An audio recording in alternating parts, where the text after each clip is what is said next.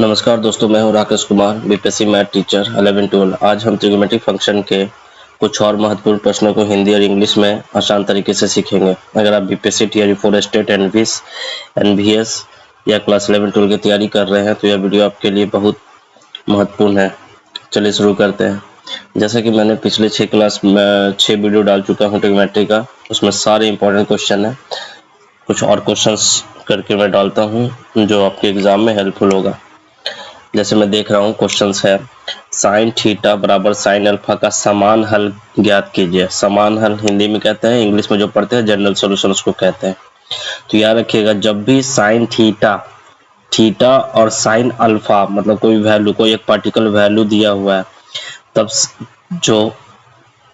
जो समान हल होता है या जनरल सॉल्यूशन होता है वो इस फॉर्म में होता है। ये देखिएगा, ठीक है, इस फॉर्म में। अब ऑप्शन हम लोग देखेंगे कि ऑप्शन किस फॉर्म में है। ऑप्शन में क्या है, n pi plus minus minus 1 to the power 1 alpha. अब n यहाँ पॉजिटिव या नेगेटिव है वो डिपेंड नहीं करता है, इसलिए ऑप्शन ए पे यहाँ पे प्लस माइनस दोनों लेके चल के अल्फा ले लिया, तो ऑप्शन ए सही आंसर है। ठीक है, फिर इसी तरह सेम, अभी सब डायरेक्ट आ जाता है, बच्चे नहीं बना पाते हैं एग्जाम में, लेकिन आप लोग यहाँ पे बहुत सारे क्वेश्चन देखिए जो एग्जाम में डायरेक्ट बेस पे आता है। The general solution of cos theta equal to cos alpha will be. तो कॉस थीटा और कॉस अल्फा जब भी आपस में बराबर हो तो यहाँ पे इसका जनरल सोल्यूशन होता है theta equal to 2n pi plus minus alpha, यानी कि 2n pi plus minus alpha. Option क्या होगा, ऑप्शन बी। ठीक है, आते हैं 53 नंबर क्वेश्चन में। देखिए, tan थीटा बराबर tan अल्फा का समान हल ज्ञात कीजिए, यानी tan theta equal to tan alpha का जनरल सोल्यूशन क्या होगा।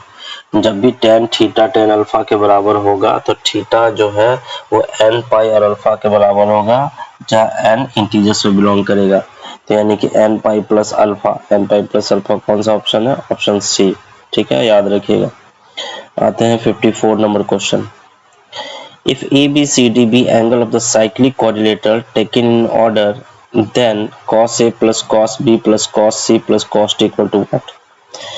याद रखिएगा कि यदि ABCD एक साइक्लिक क्वाड्रिलेटरल है, मतलब कि साइक्लिक क्वाड्रिलेटरल है, तो angle A plus angle C, यहाँ देखिए angle A plus angle C जो है वो 180 के बराबर होगा।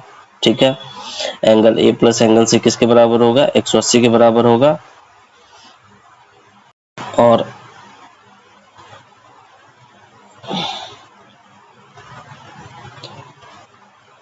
और एंगल D और एंगल B जो है वो भी 180 के बराबर होगा, याद रखिएगा। तो यहाँ पे देखना है हम लोग को कि cos A plus cos B plus cos C plus cos D का इसमें से चारों में से वैल्यू क्या होगा। याद रखिएगा cos, अब यहाँ पे देखिए cos क्या है, cos A है, तो हम लोग cos A की जगह यहाँ पे लिख सकते हैं cos A की जगह cos C equal to 180 minus C, हम लोग चेंज कर सकते हैं। तो यहाँ A की जगह लिख दिए 180 माइनस सी। सेम इसमें भी किए, B की जगह लिख देंगे 180 माइनस टी, क्योंकि एंगल B बराबर क्या हो जाएगा, 180 उधर चल जाएगा माइनस B, तो यहाँ पे चेंज कर देंगे हम लोग, यहाँ लिख लेंगे, यहाँ भी कर दिए 180 माइनस टी और plus cos C plus cos T रहने दिए। कॉस एक्सी minus C minus cos C होता है, cos 180 minus T minus cos T होता है, तो ये cos T cancel, cos C cancel, तो आंसर क्या आ गया, 0। तो ऑप्शन ए। अब यहाँ पे हम लोग आगे फिर देखेंगे, यहाँ पे the value of 2 science 15 degree into cos 75 degree. तो हम लोग जानते हैं कि 2 साइन ए इंटू कॉस बी का फॉर्मूला, 2 साइन ए इंटू कॉस बी का फॉर्मूला होता है साइन ए प्लस बी प्लस साइन ए माइनस बी। ठीक है, तो यानी कि साइन ए प्लस बी 15 प्लस 75 हो गया साइन 90 डिग्री हो गया यहाँ पे आपका, और उसके बाद 15 माइनस 75 माइनस साइन थीटा, तो माइनस बाहर आ जाएगा तो माइनस हो जाएगा साइन 30। साइन 90 का वैल्यू होता है 1 और साइन 30 का वैल्यू होता है √3/2। अब दोनों को जोड़ेंगे तो ऑप्शन में ये है आएगा सॉल्व करके, तो आप लोग सॉल्व कर लेंगे, तो ये हो गया ए आंसर। ठीक है, नेक्स्ट अब हम लोग जाएंगे आगे। अब देखिए कॉस स्क्वायर थीटा और cos square alpha then theta का मान। अभी हम लोग पढ़े थे कि कॉस थीटा और कॉस अल्फा बराबर होगा तो 2n pi plus minus alpha होता है, तो यदि स्क्वायर भी होगा तो क्या होगा, 2n pi plus minus alpha होगा, याद रखिएगा सेम, यानी कि ऑप्शन बी। अब यहाँ पे हम लोग पढ़े थे जस्ट टेन थीटा और टेन अल्फा का वैल्यू क्या, जनरल सोल्यूशन समान मान क्या होता है, n pi plus minus alpha. तो यहाँ पे टेन स्क्वायर थीटा और टेन स्क्वायर अल्फा होगा तो थीटा का मान होगा n pi plus minus alpha, यानी कि क्या हो गया ऑप्शन ए। जी the general solution of cot theta cot alpha, cot theta और कॉट अल्फा का समान मान क्या होगा, जब कॉट थीटा और टेन थीटा का दोनों का सेम होता है तो दोनों का सेम कर देंगे, ठीक है, याद रखना है इसको। फिर यहाँ पे आइए, the value of sine 2a plus sign 4a और साइन 6a साइन 8a का वैल्यू क्या होगा, तो हम लोग फार्मूला लगाएंगे sine c plus sine d, यानी कि देखिए sine x plus sine y का हम लोग फार्मूला लगाएंगे तो होता है 2 sine x plus Y by 2 into cos x minus Y by 2, ये फार्मूला।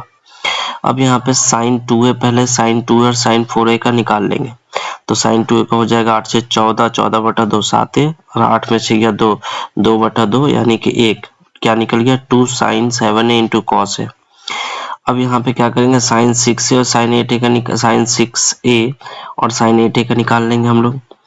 अब यहाँ पे जब कैलकुलेट करेंगे तो फाइनली जो आंसर आएगा वो आएगा बी। इसको आप लोग खुद सॉल्व कीजिए, इजी क्वेश्चन है, कैलकुलेशन है इसमें। लास्ट क्वेश्चन कि if tan inverse x plus tan inverse 1 by X equal to pi by 3 तो x का मान क्या होगा। तो यहाँ पे देखिए tan inverse x tan inverse 1 by x pi by 3 के बराबर है, तो हम tan को ले लिए tan पाई बाई 3। अब यहाँ पे क्या किया, दोनों तरफ 10 से मल्टीप्लाई कर दिए तो ये हो गया 10 पूरा ब्रैकेट में tan इनवर्स 1 बाई एक्स और ये होगा tan पाई बाई 3। अब ये 10 10 कैंसिल हो गया, यहाँ से क्या करेंगे tan पाई बाई 3 का मान बैठा देंगे, tan पाई बाई का मान हो गया √3 और यहाँ से tan 10 कट गया x और tan 10 कट गया तो 1 बाई एक्स, क्वाड्रेटिक इक्वेशन बन गया। तो x का 2 रूट निकला, एक निकला √3 और दूसरा निकला 1 बाई √3, यानी कि ऑप्शन में देखेंगे कि √3 और 1 बाई √3, तो यानी कि x का वैल्यू हम लोग क्या लेंगे √3 लेंगे, ठीक है, पहला ऑप्शन। तो ये आपको देखना है, ये सारे इंपॉर्टेंट क्वेश्चन है, इसको बनाइए ताकि आप लोग कोई भी एग्जाम में कोई भी कॉम्पिटिटिव एग्जाम में बैठे तो कोई भी ऑटोमेटिक का क्वेश्चन ना छूटे।